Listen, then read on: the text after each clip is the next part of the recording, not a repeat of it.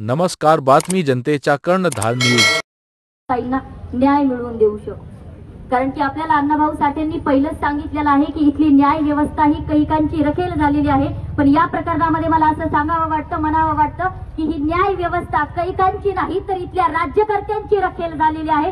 कारण की एका महाराष्ट्र राज्याचे मंत्री म्हणून ज्यांच्याकडे आम्ही आदर्शाने पाहत असतो, ज्यांना फक्त देवा भाऊ म्हटलं जातं, अनेक बहिणींचे तुम्ही भाऊ बनलात, पण ज्या संपदाताईला एका भावाने भाऊबीजच्या दिवशी गमावला आहे, खरंच तुम्ही त्या संपदाताईला न्याय मिळवून देऊन आमच्या बीडच्या लेकीसाठी समजा महाराष्ट्राच्या लेकीचा तुम्ही भाऊ बनतात का? हा माझा देवा भाऊंना प्रश्न आहे. त्याचबरोबर सकाळी 4 वाजता उठून अजितदादा तुम्हाला शपथ घेण्यासाठीचा वेळ आहे, परंतु आज तुम्ही ज्या बीड जिल्ह्याचं पालकत्व स्वीकारलं, पालकमंत्री म्हणून तुम्ही कार्यरत असताना त्या संपदाताईवरती बोलण्यासाठी, त्या परिवाराला भेट देण्यासाठी तुमच्याकडे वेळ नाहीये. तुमच्या सुद्धा घरामध्ये एक बहीण आहे. म्हणजे आज राजकीय राज्यकर्त्यांना फक्त राजकारण करण्याची ही वेळ आहे आणि त्यांना एका मुलीचा बळी गेल्याच्या नंतर सुद्धा तिच्या चारित्र्यावरती शिंतोडे उडवले जातात.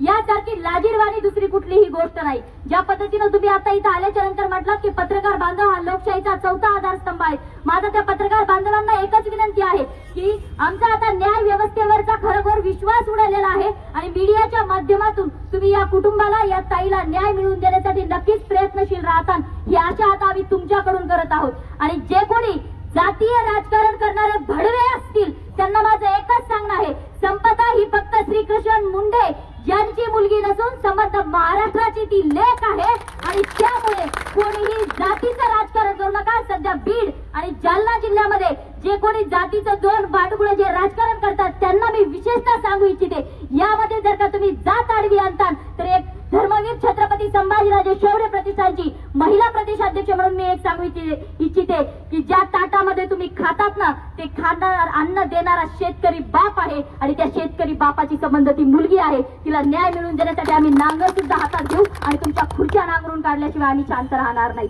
येत्या 5 दिवसामध्ये या कुटुंबाच्या ज्या 15 मागण्या आहेत त्या जर का तुम्ही पूर्ण पद्धतीने जर का पूर्ण केल्या नाहीत तर आम्ही या महाराष्ट्राचा नेपाळ केल्याशिवाय शांत राहणार नाही आणि त्याची सुरुवात या 2 उपमुख्यमंत्री आणि मंत्र्यांच्या घरापासून केल्याशिवाय आम्ही शांत बसणार नाही. एवढंच मी सांगू इच्छिते.